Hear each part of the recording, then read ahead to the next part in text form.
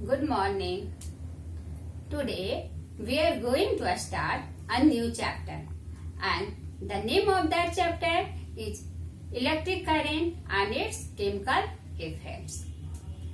Do you know, students, electric current, that is very important in our daily life, and we can't imagine our life without the electricity. So it is very important. We use many types of electrical appliances that make our life easier. And the materials that allow the electricity to pass through them, that are called conductors. And some materials that do not allow the electricity to pass through them easily, that are called insulators or bad conductor of electricity. But when we are going to classify the materials into the conductors and insulators, so then it will be more clear or more better that we will say that the good conductor and bad conductor of electricity than the conductor and insulators. Do you know why? You know, students, that air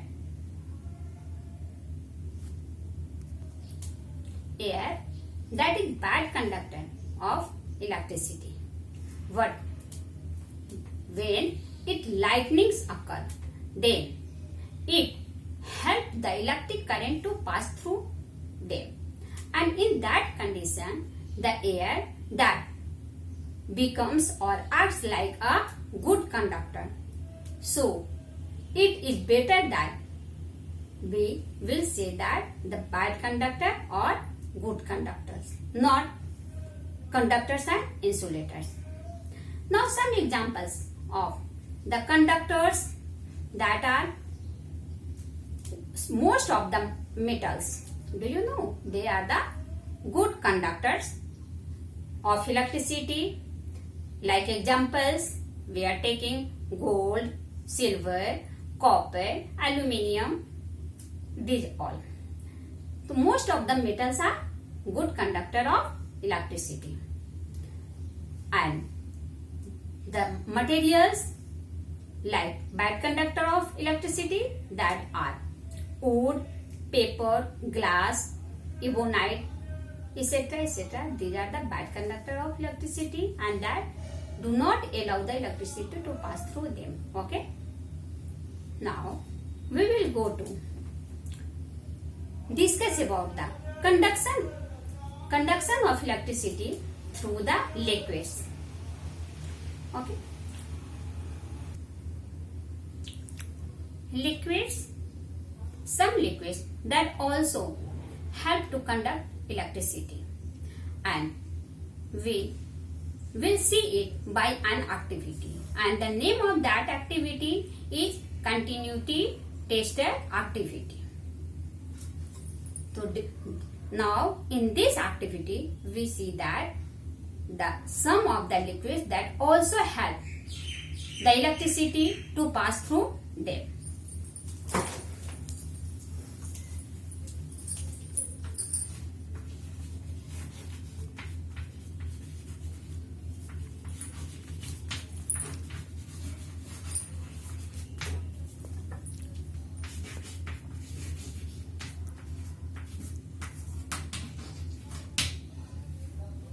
Continuity tester activity.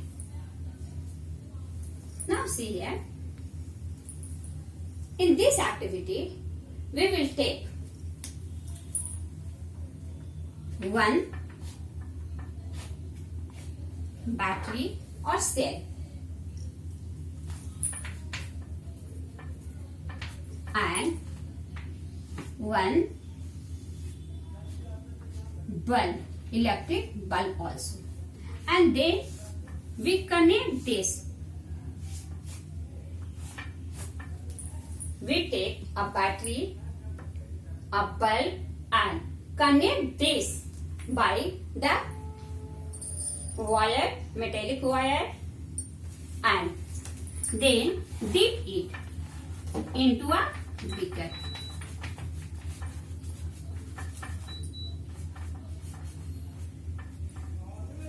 And this beaker contains different types of liquids. We will take here. First we will take the tap water.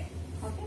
First we will going to take tap water in the beaker, and we dip the two ends of this connecting wire of the continuity tester in this beaker.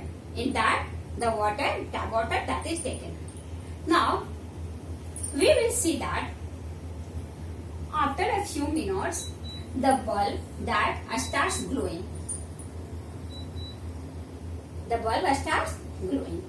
And now we will change the tap water, and tap water is changed by the suppose lemon juice. In this beaker we are taking lemon juice. Now instead of tap water we will taking here the lime juice. Okay. And then when this continuity tester that is dipped two ends of that connecting wire, so then we will see that again the bulb starts glowing. Okay. Good.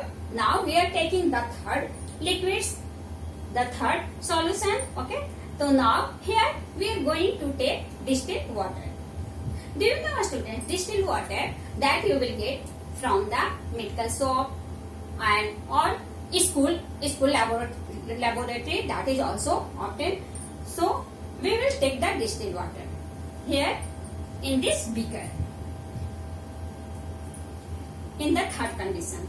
And now in this condition we will see or we will observe that when we are taking the distilled water in this beaker, then in this condition the bulb that does not glow. The bulb does not glow. Do you know why? The first two in the conditions when we had taken the tap water and the lemon juice, in that condition the bulb that started glowing. But in the third, when we had taken the distilled water, then in that not glow. Do you know what is the reason? Here reason is that the distilled water that does not contains any salt in that. So here no iron is formed here, and so the bulb does not glow. It means it is very important to conduct the electricity. When the electricity is conducted through the liquid, then it is very important that the ions that are broken by the salts into the ion form that should be present in that liquid, then it have to pass the electricity through the liquid. Okay, students? Okay. It means that if water contains acid, base, or salts in them, then water breaks up that substance into its ion. That will be positive and negative ions. That the ions that are also called free radicals because they move continuously into the liquid or solution that is given, and during the movement of ions within the solution, that helps the electric current to pass through them. So this liquid or substances that help the electricity to pass through them easily, that are called electrolytes. We can also say that electrolytes are the substances that may be salt, that may be in the liquid form or the molten form or in the aqueous form. It means solution in water. Then the ions, positively ions, negatively ions, that help the electricity to pass through them, and that solution is called electrolytes. So now you have seen here the electrolytes. What are the electrolytes? Okay. We can classify the electrolytes into mainly two groups. A strong electrolytes and the second is weak electrolytes. A strong electrolytes, see here, these are the electrolytes in which a large number of mobile ions, it means positively and negatively charged ions, that are present in this electrolytes in this solution, and they have a large number of free radicals, free mobile ions, so they conduct the electricity they conduct very easily the electricity through them. It means they conduct more electricity through them.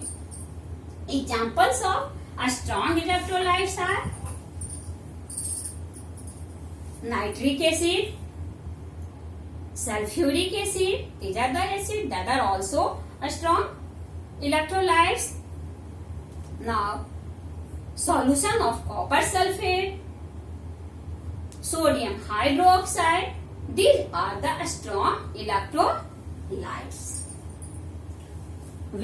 Now we are going to discuss about the weak electrolytes. Weak electrolytes, that are the electrolytes that produce a little number of free mobile ions. They have a little amount of free mobile ions, so they conduct the electricity in the less amount. Examples of the weak electrolytes, that are oxalic acid, carbonic acid, now ammonium hydroxide, citric acid. These are the examples of weak electrolytes. Now, the third type of electrolytes, that are called non-electrolytes. Non-electrolytes. These are the electrolytes that do not produce any free mobile ions in them. Now see here,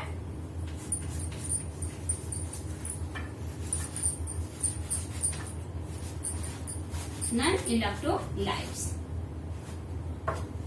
These are the electrolytes that do not produce free mobile ions in them, so they do not conduct electricity through them. Examples of these non-electrolytes are carbon tetrachloride. You know that is also present in our refrigerator. Distilled water, carbon disulfide. These are the examples of non-electrolytes. Okay.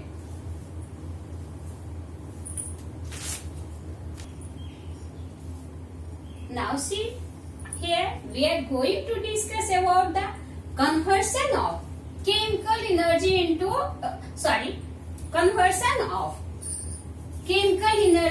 electrical energy.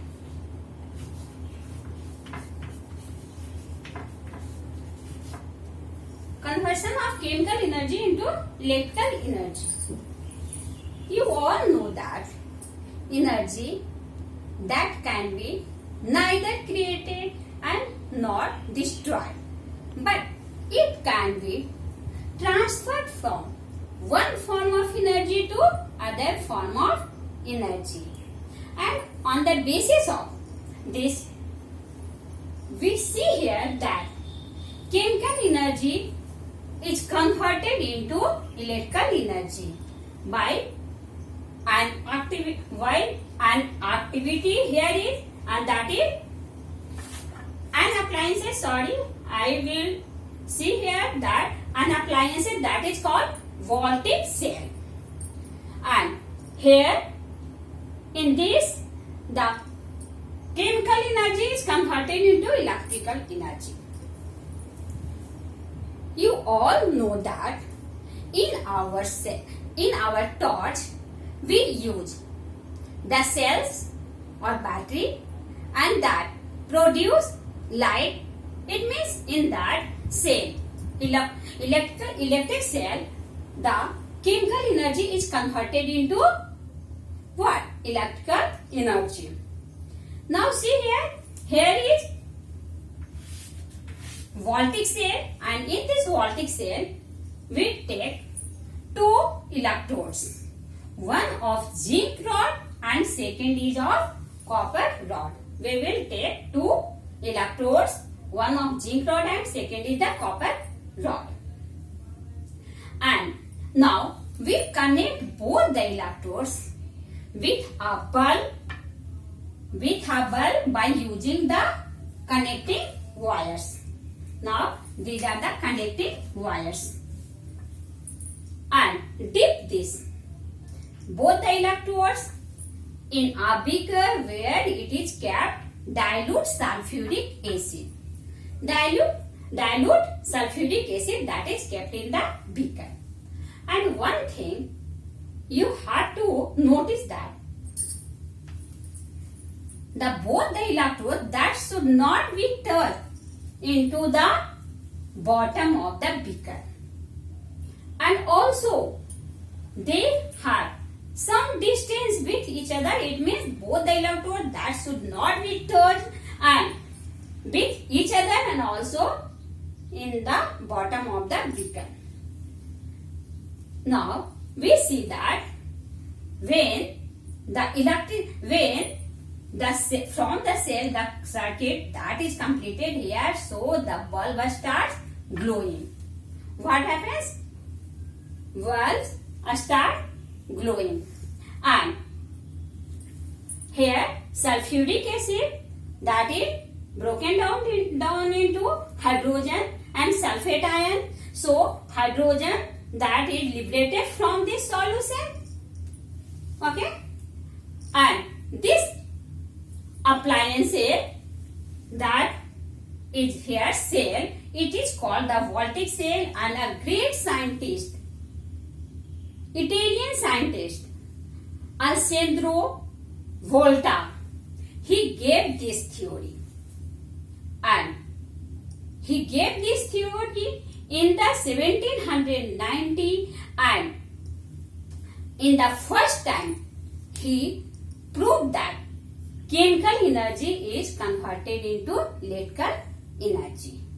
Okay, in this way it is clear for you. This is all for today's class. Now in the next class we will see about the chemical effects on the electric current and its application. Tomorrow, next day, we will go to see the chemical effects on electric current and its application.